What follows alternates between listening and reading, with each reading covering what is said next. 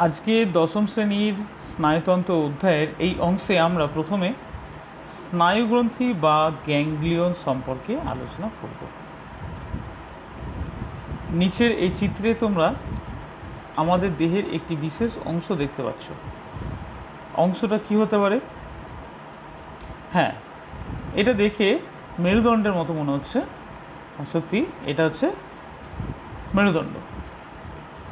এই অংশটি হচ্ছে মেরুদণ্ডের অস্থি এবং এই অংশটি হচ্ছে মেরুদণ্ডের ভেতরে থাকা কেন্দ্রীয় স্নায়ুতন্ত্রের একটি অংশ, যার নাম সুষুম্নাকাণ্ড।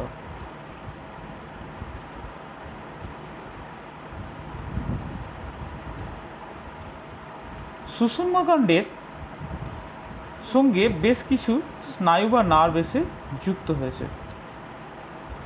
এই যে নার্ভগুলি এসে যুক্ত হয়েছে তার মধ্যে দেখো কিছু স্ফীত গোলাকার অংশ রয়েছে। এই গোলাকার স্ফীত অংশগুলি হচ্ছে স্নায়ুগ্রন্থি। স্নায়ুগ্রন্থি বিষয়টি জানতে গেলে আমাদের প্রথমে আরেকটু ভিতরের অংশ জানতে হবে। যেমন আমাদের দেহে স্নায়ুতন্ত্রের একটি অংশ হলো কেন্দ্রীয় স্নায়ুতন্ত্র। এই কেন্দ্রীয় স্নায়ুতন্ত্র দুটি অংশ দ্বারা তৈরি, একটা হচ্ছে সুষুম্নাকাণ্ড এবং আরেকটি হচ্ছে মস্তিষ্ক। তো এই স্নায়ু গ্রন্থি যেগুলো এখানে আমরা ছবিতে দেখলাম থলির মতো, এই গ্রন্থিগুলো কেন্দ্রীয় স্নায়ুতন্ত্রের ভেতরে তৈরি হয় না, কেন্দ্রীয় স্নায়ুতন্ত্রের বাইরে তৈরি হয়। আমরা দেখলাম সুষুম্নাকাণ্ডের বাইরে এই স্নায়ু গ্রন্থিগুলো রয়েছে। সুষুম্নাকাণ্ড কি? এই সুষুম্নাকাণ্ড হলো আমাদের দেহের বিভিন্ন স্থান থেকে হাত, পা, উদর ইত্যাদি বিভিন্ন স্থান, বিভিন্ন অঙ্গ থেকে আসা বিভিন্ন স্নায়ু বা নার্ভগুলি যুক্ত হয় এই সুষুম্নাকাণ্ডে।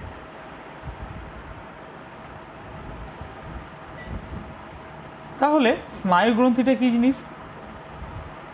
এই কেন্দ্রীয় স্নায়ুতন্ত্র সুষুম্নাকাণ্ডের বাইরে যে স্নায়ুগুলি যুক্ত হয়, সেই স্নায়ুগুলির স্নায়ু কোষগুলির কোষ দেহগুলি, ভালো করে বোঝো, সুষুম্নাকাণ্ডের সঙ্গে যে স্নায়ুগুলি যুক্ত হয়, সেই স্নায়ুগুলি যে স্নায়ুকোষ দ্বারা গঠিত, সেই স্নায়ুকোষগুলির কোষ দেহগুলি সুষুম্নাকাণ্ডের বাইরে মিলিত হয়ে যোগকলার আবরণী দ্বারা আবৃত হয়ে স্নায়ুগ্রন্থি গঠন করে।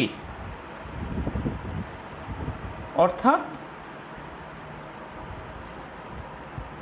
সুষুম্নাকাণ্ডের বাইরে কেন্দ্রীয় স্নায়ুতন্ত্র সুষুম্নাকাণ্ডের বাইরে এই স্নায়ু কোষগুলি মিলিত হয়ে যে গ্রন্থি গঠন করছে সেটি হচ্ছে স্নায়ুগ্রন্থি। চিত্রের সাহায্যে আমরা এগুলো একটু বোঝার চেষ্টা করি। এই অংশে তোমরা দেখো, এইটি হচ্ছে কোষদেহ। এরকম অনেকগুলি কোষদেহ দেখো অবস্থান করছে। এই কোষদেহগুলি একটি যোগকলার আবরণী দ্বারা আবৃত হয়ে আছে। এই সমগ্র অংশটিকে বলা হচ্ছে স্নায়ুগ্রন্থি।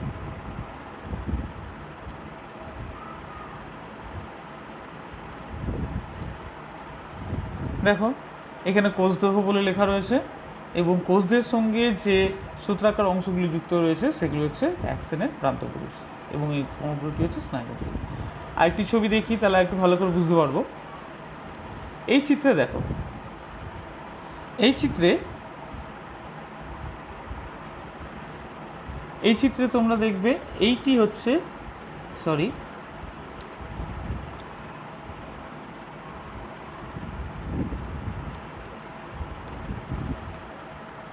এই অংশটি হচ্ছে স্নায়ু গ্রন্থি, বিশেষ করে এই অংশটি।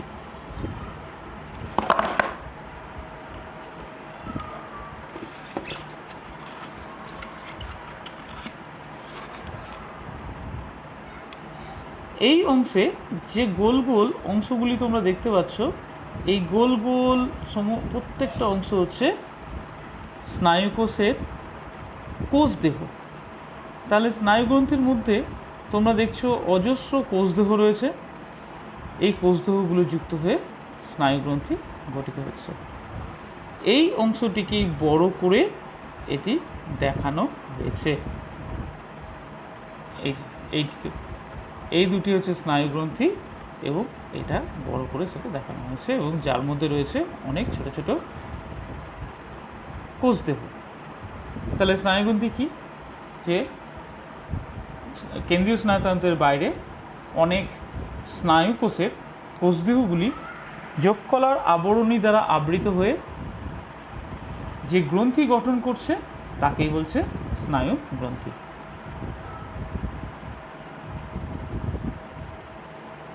এই অংশে তোমরা ভালো করে খেয়াল করে দেখো, এই অংশে সেই একই জিনিসই দেখানো রয়েছে। এইগুলি হচ্ছে সব স্নায়ুগ্রন্থি, যেটা মেরুদণ্ডের বাইরে যে মেরুদণ্ডের মধ্যে যে সুষুম্না কাণ্ড রয়েছে তার সঙ্গে যে স্নায়ুগুলি যুক্ত রয়েছে এই স্নায়ুগুলির মধ্যে অবস্থান করছে।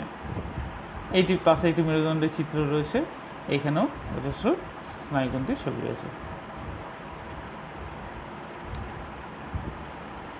এইখানে আরেকটু ভালো করে তোমরা দেখতে পাবে, এখানে একটি প্রাণী আছে, সম্ভবত এটি ইঁদুর, এর স্নায়ুগ্রন্থির ছবি দেখানো হয়েছে। এইটি হচ্ছে স্নায়ুগ্রন্থি, এই অংশগুলি। এই চিত্রেও তাই স্নায়ুগ্রন্থির ছবি দেখানো রয়েছে। আশা করি তোমরা স্নায়ুগ্রন্থির গঠন সম্পর্কে বুঝতে পেরেছো। আর স্নায়ুগ্রন্থির কাজ কি? স্নায়ুগ্রন্থি বুঝতে পারছো, স্নায়ুগ্রন্থির সঙ্গে বিভিন্ন স্নায়ুস যুক্ত হচ্ছে, অর্থাৎ স্নায়ুগ্রন্থির প্রধান কাজ হচ্ছে যে স্নায়ুগ্রন্থি থেকে স্নায়ু সৃষ্টি হচ্ছে। আর দ্বিতীয়ত কাজ হচ্ছে, যেহেতু গ্রন্থি অর্থাৎ এর সঙ্গে অ্যাকশন প্রান্ত যুক্ত হয়ে রয়েছে, সেই জন্য এর থেকে নিউরোসিক্রেটরি পদার্থ উৎপন্ন হচ্ছে, যেটা আমরা সাইন্যাপসে পড়েছি, সাইন্যাপসে জেনেছি। অর্থাৎ স্নায়ুগ্রন্থির দুটি কাজ, একটি হচ্ছে স্নায়ুগ্রন্থি থেকে স্নায়ু সৃষ্টি হয়, দ্বিতীয় কাজ হচ্ছে স্নায়ুগ্রন্থি থেকে নিউরোসিক্রেটরি পদার্থ উৎপন্ন হয়।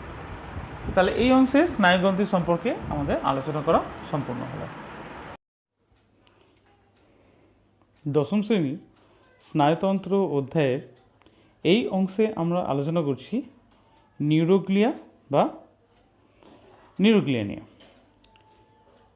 নিচে ছবিটি তোমরা একটু লক্ষ্য করে দেখো, এই ছবিটিতে তোমরা বেশ কতগুলি কোষ দেখতে পাবে। এর মধ্যে এই কোষটিকে তোমরা চিনতে পারছো, এই কোষটিকেও তোমরা চিনতে পারছো। এই কোষ দুটির নাম কি? এই কোষ দুটির নাম হচ্ছে নিউরন বা স্নায়ুকোষ, যেটা নিয়ে আলোচনা করা হয়েছে আগে। আজকে যেটা আলোচনা করব, এই নিউরন বা স্নায়ুকোষ ছাড়াও আমাদের এই স্নায়ুতন্ত্রের মধ্যে আরও এক প্রকার কোষ থাকে, সেটি হচ্ছে নিউরোগ্লিয়া। নিচের এই চিত্রটিতে তোমরা ভালো করে খেয়াল করে দেখো, এই নিউরন বা স্নায়ুকোষ ছাড়াও আরও কিছু কোষ আছে, যেমন এই কোষটি, এই কোষটি, এই কোষটি, এই সমস্ত কিছু কোষ আছে। এই কোষগুলো নাম হচ্ছে নিউরোগ্লিয়া। বেশ, নিউরোগ্লিয়া কি সেটা আমরা পরবর্তী স্লাইডে যাওয়ার পর আলোচনা করছি।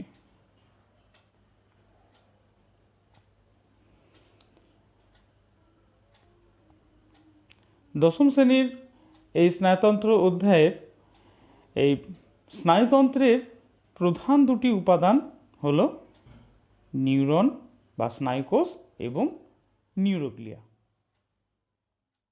আমরা এই অধ্যায়ের প্রথম দিকে আলোচনা করেছি যে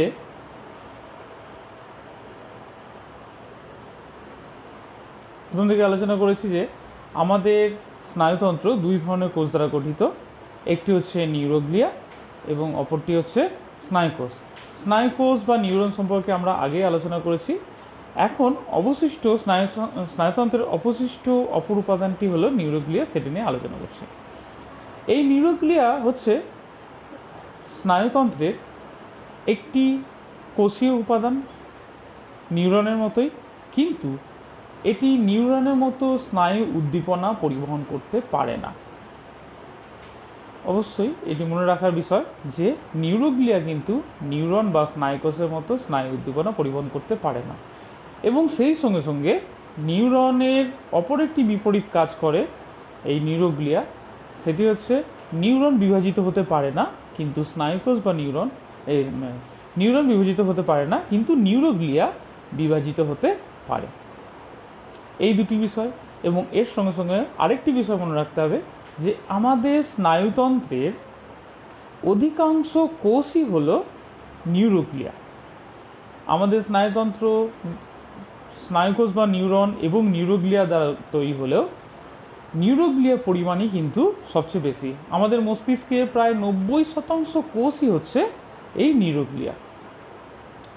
তাহলে নিউরোগ্লিয়া এত পরিমাণে থাকে, কিন্তু এ কী কাজ করে? আসলে নিউরোগ্লিয়া কিছুটা ধারকের মতো কাজ করে। নিউরোগ্লিয়া কিছুটা ধারকের মতো কাজ করে আমাদের স্নায়ুকোষগুলোকে বিভিন্নভাবে সাহায্য করে। ধারক বলতে কি, যা কোনো কিছু ধরে রাখতে পারে। যেমন কোনো জলকে, কিছু পরিমাণ জলকে আমরা যদি কিছুতে রাখতে চাই, সেটা এমনিতে থাকবে না, জলকে আমরা কোনো পাত্রের মধ্যে ধরে রাখতে হয়, তাহলে ওই পাত্রটা হচ্ছে ধারক। ঠিক একইভাবে নিউরোগ্লিয়া হচ্ছে এক ধরনের ধারক, যা নিউরন বা স্নায়ুকোষের ধারক হিসাবে কাজ করে। তাহলে নিউরোগ্লিয়া বিষয়টি কি একটুখানি ভালো করে আমরা জেনে নিই, স্পষ্ট হবে। নিউরোগ্লিয়া হলো স্নায়ুতন্ত্রে স্নায়ুকোষ ছাড়াও এমন এক প্রকারের কোষ যারা স্নায়ুকোষের মতো স্নায়ু উদ্দীপনা পরিবহন করতে পারে না, কিন্তু স্নায়ুকোষের চারিদিকে ধারক কোষ হিসেবে অবস্থান করে স্নায়ুকোষগুলিকে নানাভাবে সাহায্য করতে পারে। ব্যাস। তাহলে এই নিউরোগ্লিয়ার বিষয়টি তোমরা বুঝতে পারলে। এর কিছু কাজ সম্পর্কে আমরা একটু দেখে নেব। কাজের আগে নিউরোগ্লিয়ার কিছু চিত্র আছে, সেগুলো আমরা একটু দেখে নিই। যেমন এই চিত্রটি তোমরা ভালো করে লক্ষ্য করে দেখো যে এই অংশে দেখো, এই যে সবুজ যে কোষটি তোমরা দেখতে পাচ্ছ, বা এই যে নীল বর্ণের যে কোষটি তোমরা দেখতে পাচ্ছ, বা এখানে লালচে খয়েরি বর্ণের যে কোষটি তোমরা দেখতে পাচ্ছ, এই তিন রকম বর্ণের যে কোষগুলি দেখো, এগুলো বিভিন্নভাবে স্নায়ুকোষগুলোকে ঠিক ধরে রেখেছে, যাতে স্নায়ুকোষগুলো তার নিজের অবস্থানে ঠিকঠাক থাকতে পারে।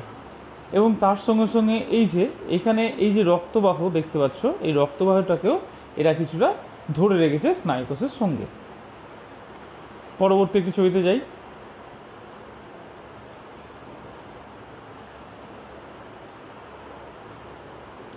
এই চিত্র তোমরা দেখতে পাবে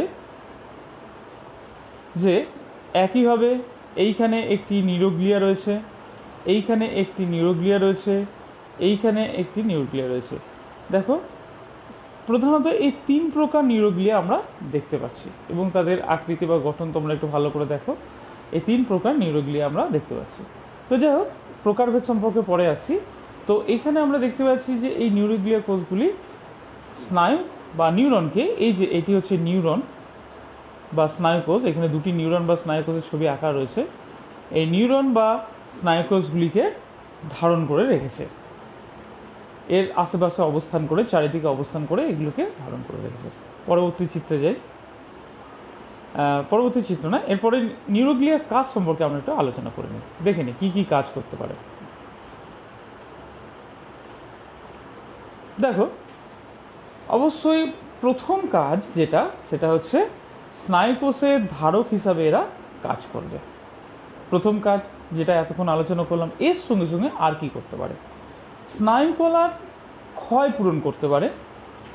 3 নম্বর, মায়োলিন সিদের আবরণী গঠনে সাহায্য করতে পারে। মায়োলিন সিদ আবরণী তোমরা দেখেছো যে ওই অ্যাকশন অংশে কিছু কিছু স্ফীত অংশ দেখতে পাওয়া যায়, সেই স্ফীত অংশগুলোর নাম হচ্ছে মায়োলিন সিদ। এই মায়োলিন সিদ আবরণী গঠনে সাহায্য করছে। আবার কি, অ্যাকশনের আরেকটি আবরণ নাম হচ্ছে নিউরিলেমা, যেটা অ্যাকশনের সবচেয়ে বাইরের দিকে থাকে। এই নিউরিলেমা গঠনেও সাহায্য করছে। এছাড়াও কী করছে, আমাদের মস্তিষ্ক সুষুম্না রস, অর্থাৎ আমাদের মস্তিষ্ক সুষুম্না নালীর মধ্যে এক ধরনের ফ্লুইড বা রস থাকে, যেটাকে মস্তিষ্ক সুষুম্না রস বা সিএসএফ বলছে। তো এই সিএসএফ উৎপাদনেও সাহায্য করে। বেশ, তাহলে আমরা নিউরোগ্লিয়ার কাজ সম্পর্কে মোটামুটি জানতে পারলাম। এরপরে আসি আমরা নিউরোগ্লিয়ার প্রকারভেদ। দেখো, নিউরোগ্লিয়া হচ্ছে 3 প্রকারের। তোমরা আগের ছবিগুলিতে দেখলে যে নিউরোগ্লিয়া হচ্ছে 3 প্রকারের। 3 প্রকার কি কি? অ্যাস্ট্রোসাইট, অলিগো ডেন্ড্রোসাইট আর মাইক্রোগ্লিয়া। দেখো, অ্যাস্ট্রোসাইট বলে যেটি থাকবে, পরবর্তী ছবিতে আমরা যাই তাহলে তোমরা বুঝতে পারবে ভালো করে। এই চিত্রে তোমরা একটু লক্ষ্য করে দেখো,